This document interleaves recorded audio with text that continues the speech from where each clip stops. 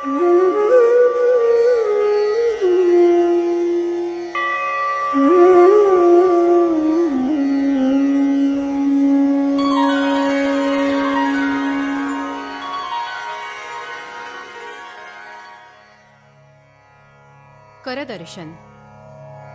कराग्रे वसते लक्ष्मी, करमध्ये सरस्वती, करमूले तु गोविन्दं, प्रभाते करदर्शनम्। भूमिवंदन।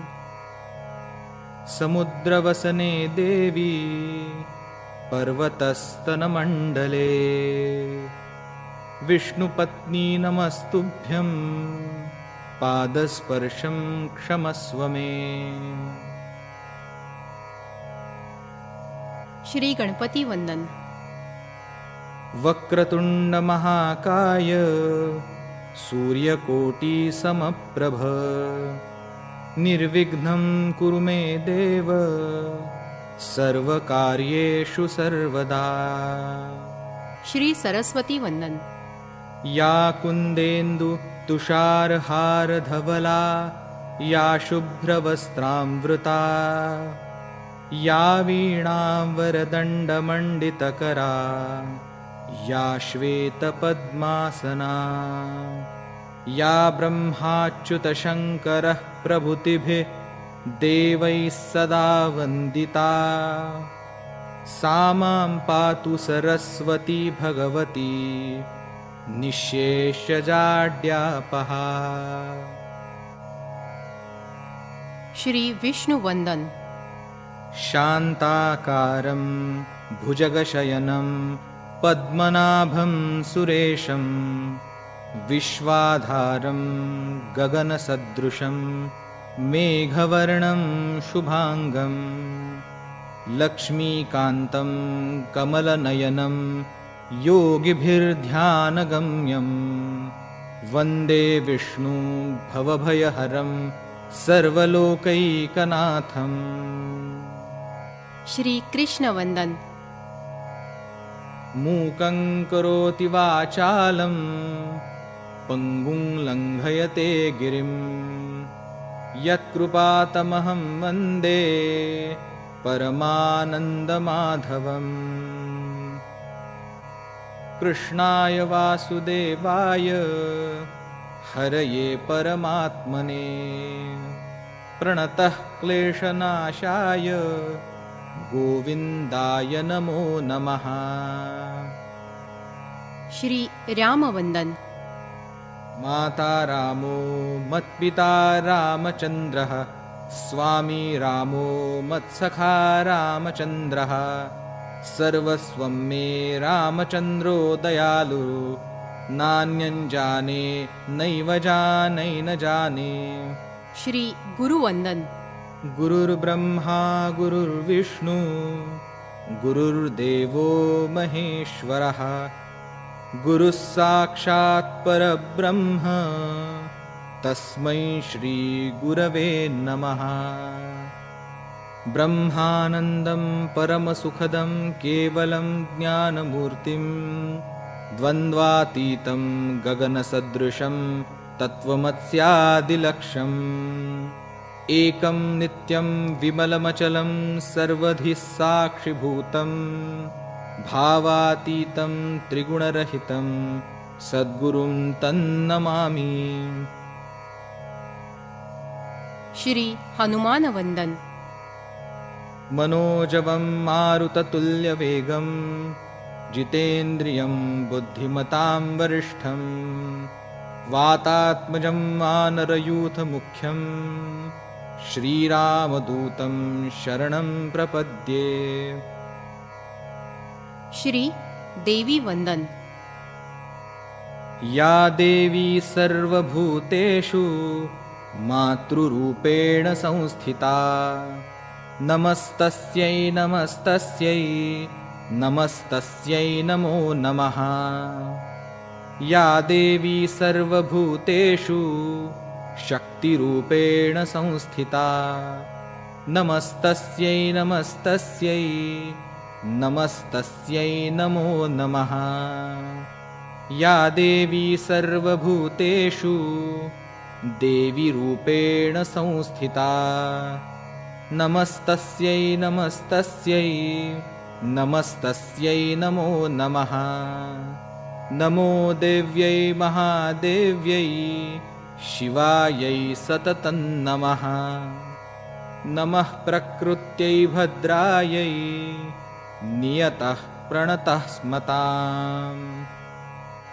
गणनाथ सरस्वती रविशुक्र बृहस्पति पञ्चैतान् स्मरेन्नित्यं महापातकनाशनम्।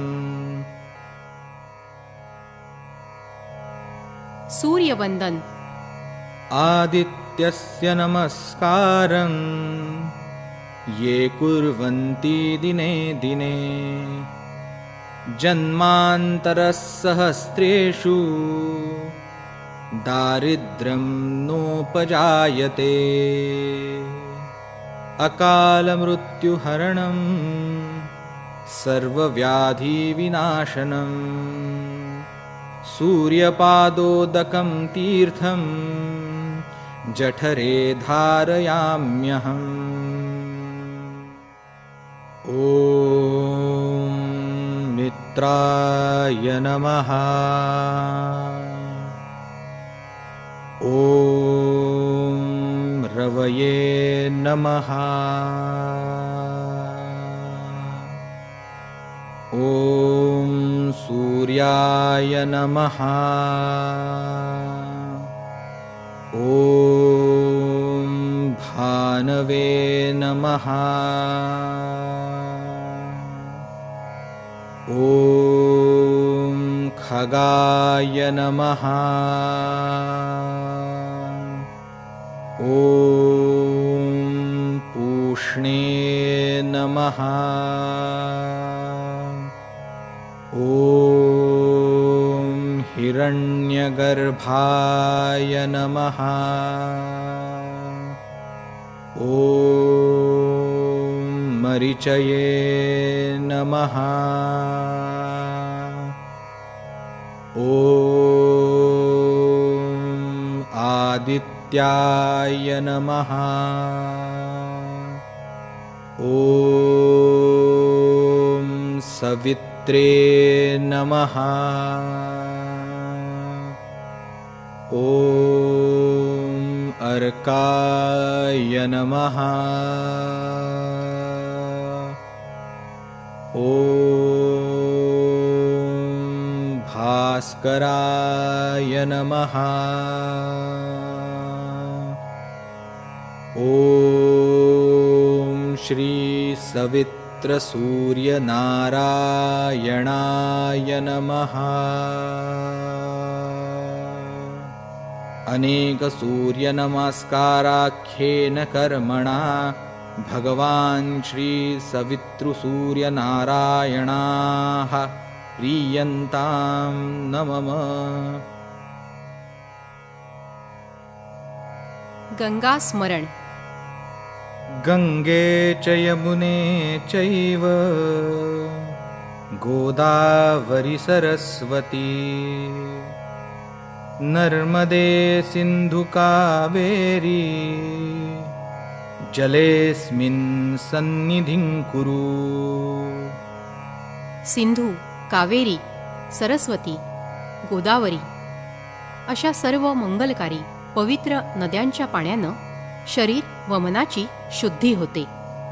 म्हणून स्नान करण्यापूर्वी या नद्यांचं स्मरण करावं.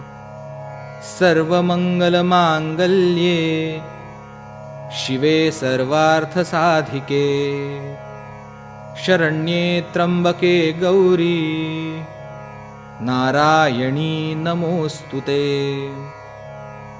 सर्व मंगल गोष्टीतील मांगल्याला कारणीभूत असलेल्या सर्व इच्छित गोष्टी साधून नेणाऱ्या व शरण जाण्यास योग्य अशा शिवपत्नी देवी नारायणीला वंदन या श्लोकात केलेलं आहे. श्री गायत्री मंत्र.